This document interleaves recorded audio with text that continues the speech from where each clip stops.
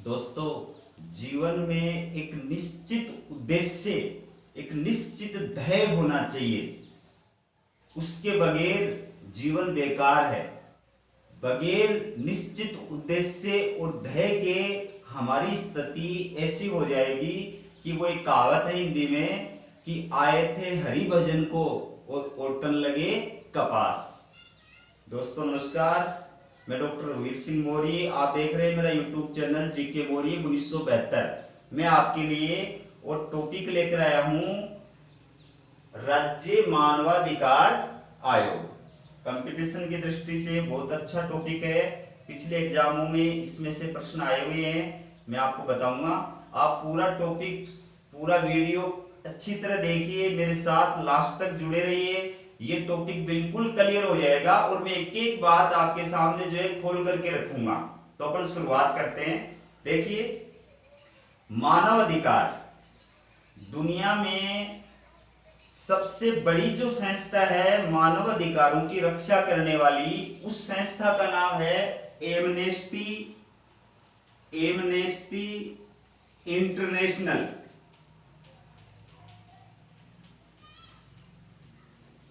ये विश्व में मानव अधिकारों की रक्षा करने का कार्य करती है। मानव अधिकार जो है दिवस प्रतिवर्ष 10 दिसंबर को मनाया जाता है। मानव अधिकार दिवस 10 दिसंबर को क्यों मनाया जाता है? इसके पीछे रीजन ये है कि 10 दिसंबर 1948 को संयुक्त राष्ट्र संघ के द्वारा मानव अधिकारों की सार्वभौमिक घोषणा की गई थी। उस घोषणा की याद में प्रतिवर्ष 10 दिसंबर को मानव अधिकार दिवस मनाया जाता है। तो वैश्विक स्तर पर एमनेस्टी इंटरनेशनल मानव अधिकारों की रक्षा करने का कार्य करती है और देश के अंदर राष्ट्रीय मानवाधिकार आयोग जो है ये मानव अधिकारों की रक्षा करने का कार्य करता है और राज्य के अंदर राज्य मानवाधिकार आयोग जो होता है ये मानव अधिकारों की रक्षा करने का कार्य करता है। जैसे हमारे देश की न्यायपालिका को, सुप्रीम कोर्ट और हाई कोर्ट को मानव अधिकारों की रक्षा का दायित्व प्रदान किया गया है, लेकिन ये संस्थाएं भी मानव अधिकारों की रक्षा के लिए जो स्थापित की गई हैं। तो भारत में सबसे पहले मानव अधिकारों की रक्षा करने के लिए जो कानून बनाया गया था, उस कानून का नाम था मानव अधिकार संरक्षण अधिनियम। मानव अधिकार संरक्षण अधिनियम। यह अधिनियम 28 सितंबर 1993 को बनाया गया था। 28 सितंबर 1993 को मानव अधिकार संरक्षण अधिनियम बनाया गया था और इस अधिनियम के तहत 10 अक्टूबर 1993 को राष्ट्रीय मानवाधिकार आयोग की स्थापना की गई थी। इस आयोग का प्रथम अध्यक्ष था रंगनाथ मिश्र। ये राष्ट्रीय मानवाधिकार आयोग का प्रथम अध्यक्ष था। इसके बाद अपन बात करते हैं राज्य की, तो राजस्थान की।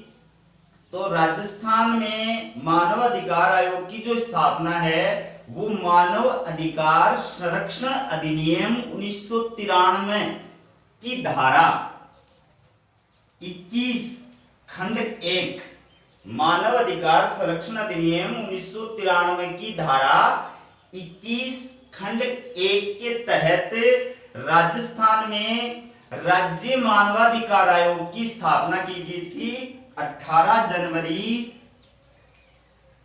1999 में। 18 जनवरी 1999 में। और इसने विधिवत रूप से कार्य करना प्रारंभ किया था मार्च 2000 में। मार्च 2000 से इस राज्य मानवाधिकार आयोग ने विधिवत रूप से कार्य करना प्रारंभ कर दिया था। दोस्तों, 2007 की पुलिस कांस्टेबल एग्जाम में यह प्रश्न पूछा हुआ है कि राज्य मानवाधिकार आयोग की स्थापना किस वर्ष की गई थी? तो इसमें 1992 था, 1980 था, 1993 था और 2000 था। 99 का ऑप्शन नहीं था, तो इसका उत्तर क्या आएगा? सही 2000। क्योंकि 2000 में राज्य मानवाधिकार आयोग जो है इसने विधिवत रूप से कार्य करना प्रारंभ किया था। इस वर्ष ये कानून बना था और इस वर्ष ये लागू हुआ था।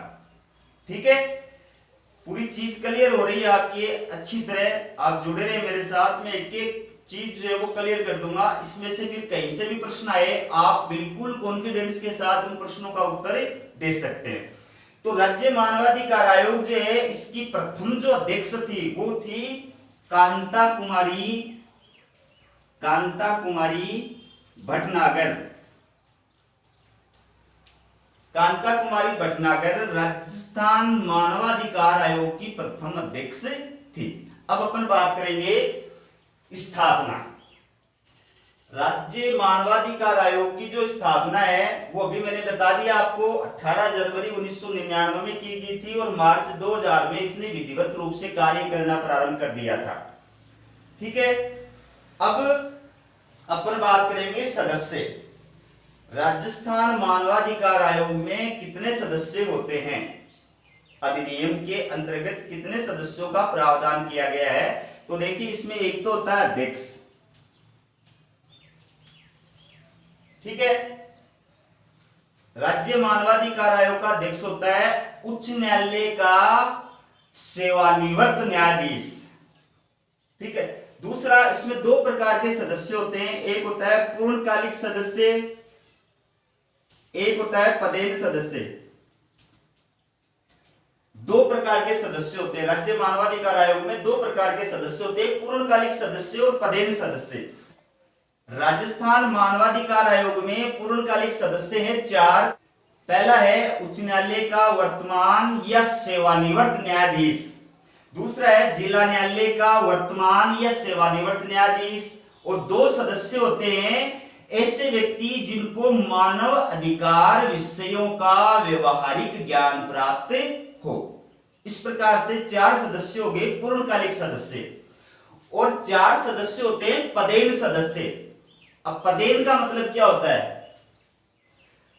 पदेन का मतलब क्या होता है मैं आपको बताता हूं आज। पदेन का मतलब ये होता है कि किसी सदस्य की नियुक्ति तो किसी एक पद के लिए की जाती है, लेकिन उस पद पर नियुक्ति की वजह से दूसरा पद उसको अपने आप प्राप्त हो जाता है। तो जब दूसरे पद का अपन उल्लेख करेंगे तो उसके नाम के पहले लगाएंगे पदेन। जैसे उपराष्ट्रपति जो पद पर नियुक्त व्यक्ति होता है उसकी नियुक्ति उपराष्ट्रपति पद के लिए होती है, लेकिन उपराष्ट्रपति ही राज्यसभा का सभापति होता है, इसलिए जब राज्यसभा के सभापति का अपन उल्लेख करते हैं तो उसके नाम के पहले क्या लगाएंगे, पदेन सभापति। तो इस स्थिति में जो है पदेन शब्द का उल्लेख किया जाता है। राज्य मानवाधिकार आयोग में 4 पदेन सदस्य होते हैं। 4 ये कौन कौन होते हैं, राष्ट्रीय अल्पसंख्यक आयोग का अध्यक्ष, राष्ट्रीय महिला आयोग का अध्यक्ष, राष्ट्रीय अनुसूचित जाति आयोग का अध्यक्ष, राष्ट्रीय अनुसूचित जनजाति आयोग का अध्यक्ष। ये 4 जो सदस्य होते हैं वो पदेन सदस्य होते हैं। इस प्रकार से टोटल 9 जो है सदस्य होते हैं। अब अपन बात करते हैं नियुक्ति।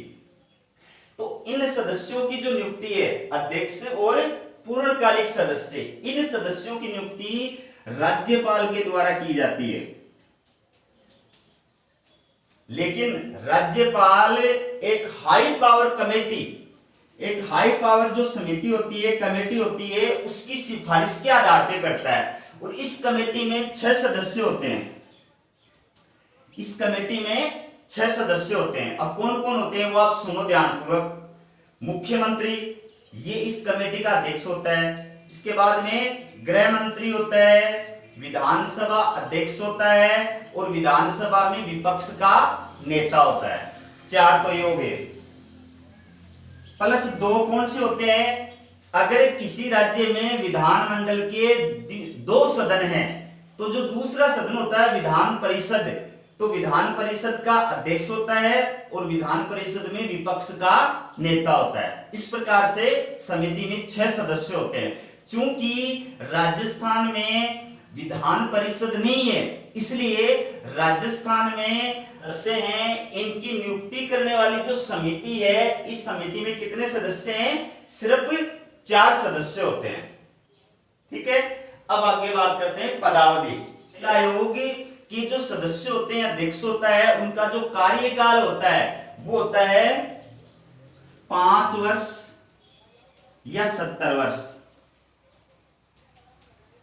5 वर्ष या 70 वर्ष, मतलब दोनों में जो भी पहले पूरा हो जाता है तो उनको पद से हटना पड़ता है। जैसे मान लीजिए कोई 62 साल का आदमी है और उसको राज्य मानवाधिकार आयोग का सदस्य नियुक्त कर दिया, तो वो पहले कब हटेगा? पहला कार्यकाल होगा 5 वर्ष का पूरा, तो 5 वर्ष यानी 67 वर्ष का होते ही उसको पद से हटा दिया जाएगा।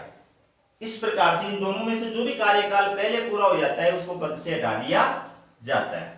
अब महत्वपूर्ण बात क्या है कि जो सदस्य होता है वो दूसरे कार्यकाल के लिए भी नियुक्त किया जा सकता है, लेकिन शर्त यह है कि 70 वर्ष उसकी आयु नहीं होनी चाहिए। उस स्थिति में वो दूसरे कार्यकाल के लिए भी नियुक्त किया जा सकता है। और कार्यकाल के दौरान अध्यक्ष और सदस्य किसी भी लाभ के पद पर कार्य नहीं कर सकते, किसी भी प्रकार के नियोजन के अंदर नहीं लग सकते। अब है पद से हटाना। इनको पद से कैसे हटाया जा सकता है? ये तो कार्यकाल पूरा होने पर ऑटोमेटिक हट जाएंगे, लेकिन अगर कार्यकाल से पहले पद से हटाना है तो किस प्रकार से हटाया जा सकता है? तो महत्वपूर्ण बात जो मैं आपको बता रहा हूं वो है कि नियुक्ति इनकी राज्यपाल करता है। नियुक्ति इनकी राज्यपाल करता है, लेकिन राज्यपाल इनको पद से नहीं हटा सकता। पद से हटाने का अधिकार किसको है? राष्ट्रपति को है। राज्य मानवाधिकार आयोग के अध्यक्ष और पूर्णकालिक जो सदस्य होते हैं 4, इनको पद से हटाने का अधिकार राष्ट्रपति को है। और राष्ट्रपति किन परिस्थितियों में राज्य मानवाधिकार आयोग के सदस्यों को पद से हटा सकता है? यदि वह पागल हो गया हो, यदि वह दिवालिया हो गया हो, यदि उसने लाभ का पद जो है ग्रहण कर लिया हो, यदि वह मानसिक रूप से कार्य करने के योग्य नहीं हो, यदि वह किसी कोर्ट के द्वारा अपराधी सिद्ध कर दिया गया हो, उसको सजा हो गई हो। उस स्थिति में राष्ट्रपति कार्यकाल से पहले भी उनको पद से हटा सकता है। इनके अलावा दूसरी स्थिति यह है कि यदि सदस्य जो है वो कदाचार या अक्षमता का दोषी पाया जाता है, तो इस आधार पर भी राष्ट्रपति उनको पद से हटा सकता है। लेकिन कदाचार और अक्षमता के आधार पर राष्ट्रपति उनको पद से तभी हटा सकता है कि पहले वो सर्वोच्च न्यायालय के पास में ये मामला भेजता है, सर्वोच्च न्यायालय उस मामले की जांच करता है और जांच करके वो फिर राष्ट्रपति को रिपोर्ट देता है और राष्ट्रपति उस रिपोर्ट के आधार पर जो है उस सदस्य को या अध्यक्ष को जो है पद से हटा सकता है। अब अपन बात करेंगे राज्य मानवाधिकार आयोग के कार्यों की। देखिए, राज्य मानवाधिकार आयोग जो है वो मानव अधिकारों से रिलेटेड उन्हीं मामलों की जांच कर सकता है जो संविधान की 7वीं अनुसूची के अंदर जो सूची 2 और सूची 3 है। मतलब सूची 2 का मतलब राज्य सूची के विषय और सूची 3 का मतलब समवर्ती सूची के विषय। यानी राज्य सूची और समवर्ती सूची से रिलेटेड जो मानव अधिकार हनन के मामले होते हैं, केवल उन्हीं मामलों की सुनवाई करने का कार्य राज्य मानवाधिकार आयोग करता है। तो आयोग एक सलाहकारी संस्था है, एक परामर्शदात्री संस्था है। ये केवल सरकार को सिफारिश कर सकती है, सलाह प्रदान कर सकती है। ये मानवाधिकार उल्लंघन करने वाले किसी भी व्यक्ति को दंडित नहीं कर सकते। मानवाधिकार का हनन करने वाले किसी भी व्यक्ति को ये न तो सजा दे सकता है और न जो पीड़ित व्यक्ति है उस पीड़ित व्यक्ति को किसी भी प्रकार की सहायता या आर्थिक मदद प्रदान कर सकता है।